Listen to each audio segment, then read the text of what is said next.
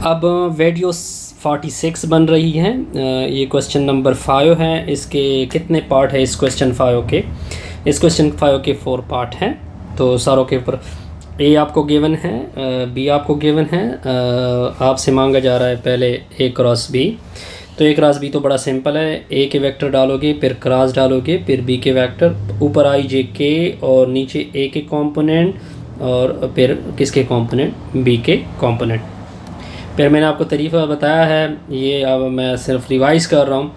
आई लिखोगे, फिर ये दोनों मल्टीप्लाइड होंगे और दरमियान में से माइनस होगा, फिर माइनस जे लिखोगे, ये और ये मल्टीप्लाइड होंगे, दरमियान में से माइनस, ये और ये मल्टीप्लाइड होंगे, दरमियान में से फिर क्या होगा? माइनस होगा। फिर प्लस के लिखोगे, ये कैंसिल, ये कैंसिल, ये दोनों मल्टीप्लाइड होंगे और दरमियान में से माइनस।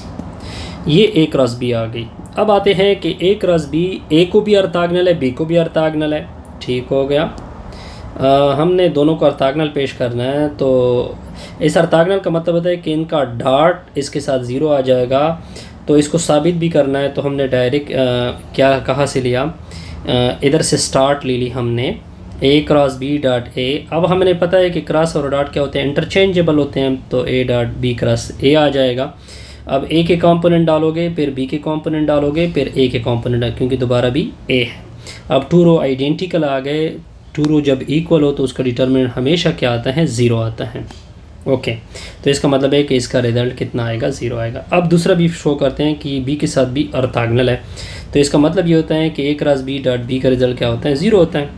ठीक हो गया। इधर से स्टार्ट लेते हैं। क्रॉस और डॉट क्या होते हैं? इंटरचेंजेबल है, इस वजह से हमने चेंज किया। अब क्या करते हैं? पहले ए के कंपोनेंट डालते हैं, देखे, फिर बी के कंपोनेंट, क्योंकि दोबारा भी बी है तो टू रो आइडेंटिकल आ गया। तो टू रो आइडेंटिकल होगा तो उसका डिटरमिनेंट क्या आएगा? ज़ीरो आएगा। इसका डॉट प्रोडक्ट जैसे ही ज़ीरो आता है तो इसका मतलब है कि ये इस वेक्टर के साथ क्या है? परपेंडिकुलर है। अब क्वेश्चन जब जो 2 है वो थोड़ा सा रॉन्ग लिखा हुआ है, ये इस तरह से नहीं है बल्कि इस तरह से है। अब हमने जो रिज़ल्ट लिया था, वो जो रिज़ल्ट हमने लिया था उसको हमने उसका मैग्नीट्यूड लेना है। तो मैग्नीट्यूड तो बड़ा सिंपल है कि इसका स्क्वायर होगा, ये मैंने फार्मूला लिख दिया आपके सामने, इसका स्क्वायर होगा, इसका स्क्वायर होगा, इसका स्क्वायर होगा। ठीक है, तो मैंने सारों का स्क्वायर लिया, ऊपर से क्या लोगे? स्क्वायर रूट लोगे। अब मैं इस तरह कर लेता हूँ, ये पार्ट थोड़ा सा रिमूव कर देते हैं, ये जो स्क्वायर है इसको ओपन करते हैं, ये हमारे काम आएगा बाद में। ओके,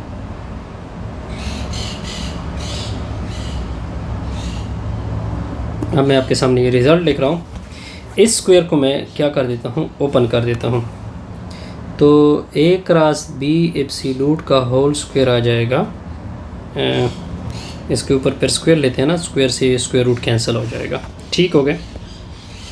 ओके, तो A2 का स्क्वायर B3 का स्क्वायर, ठीक हो गया, प्लस A3 का स्क्वायर B2 का स्क्वायर, फिर आएगा -2 A2 B2 A3 B3 बिल्कुल, फिर A1 का स्क्वायर, फिर B3 का स्क्वायर सी, ठीक है, B3 का स्क्वायर प्लस A3 का स्क्वायर B1 का स्क्वायर -2 A1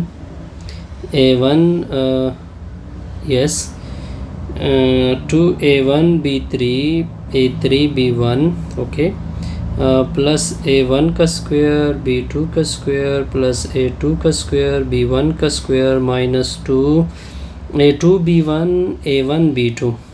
ये अपने साथ जहन में नोट कर ले। इस पार्ट को मैं दोबारा रिकॉल कर सकता हूँ। क्या हो गया? अब देखिए, ये रिज़ल्ट अपने साथ नोट कर ले। अब आते हैं कौन से पार्ट के ऊपर? थर्ड पार्ट के ऊपर। ए डॉट बी फाइंड कर रहे, ए मैग्नीट्यूड बी मैग्नीट्यूड फाइंड कर दे। ठीक है, ए डॉट बी तो बड़ा सिंपल है कि ए की वैल्यू डालोगे, ठीक हो गया, ए की वैल्यू डालोगे, बी की वैल्यू डालोगे, फिर आई का आई, जे का जे, के साथ के, सिर्फ वो प्रोडक्ट करोगे, फिर इसका स्क्वायर लेते हैं। ठीक है, इसका स्क्वायर यहीं पे छोड़ दे। ठीक है, यहाँ तक बस। ठीक है, फिनिश। ए का मैग्नीट्यूड, ए का स्क्वायर A1 का स्क्वायर A2 का स्क्वायर A3 का स्क्वायर अंडर रूट B1 का स्क्वायर B2 का स्क्वायर। ये बड़ा सिंपल सा रिज़ल्ट है। ओके, अब ए क्रॉस बी, इसका रिज़ल्ट मैं पहले बता चुका हूँ, वो मैंने जो बताया था।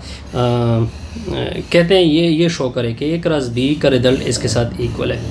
ए डॉट ए, ठीक है, ए क्रॉस बी का होल स्क्वायर, ये रिज़ल्ट मेरे साथ ऊपर है ऑलरेडी पहले से।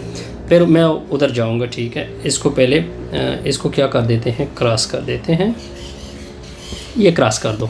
वो जो ऊपर रिज़ल्ट है वो मैं यूज़ करूँगा एज आ लेफ़्ट साइड। अब राइट की तरफ आ जाते हैं।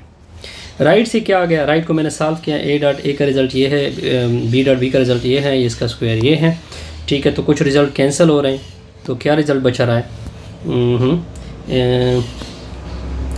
A1 का स्क्वायर B2 का स्क्वायर, फिर क्या आएगा, फिर A2 का स्क्वायर B1 का square, okay, minus 2A1 B1, okay हो गया, 2A1 B1 A2 B2 आ जाएगा, ओके, यानी A1 B2, ओके बिल्कुल, प्लस A2 का A1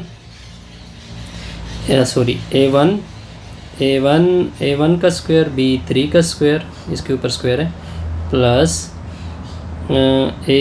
A3 का स्क्वायर B1 का square, okay, minus 2A1 B3 A3 B1, okay sorry,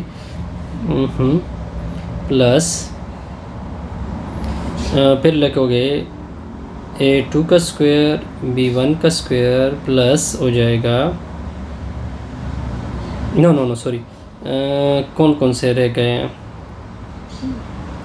A2 का स्क्वायर B3 का स्क्वायर प्लस A3 का स्क्वायर B2 का स्क्वायर माइनस 2 A2 B3 2 3 और 8 B। अब अगर आप इस रिज़ल्ट को देखें, ये रिज़ल्ट देखें, और A क्रॉस B का जो रिज़ल्ट मैंने आपको बताया था कि इसको, हाँ ये रिज़ल्ट देखिए, ये दोनों आपस में सेम आ रहे हैं, तो इसका मतलब ये रिज़ल्ट आपस में क्या हो गए, इक्वल आ गए। इससे हमारी वीडियो नंबर 46 कंप्लीट।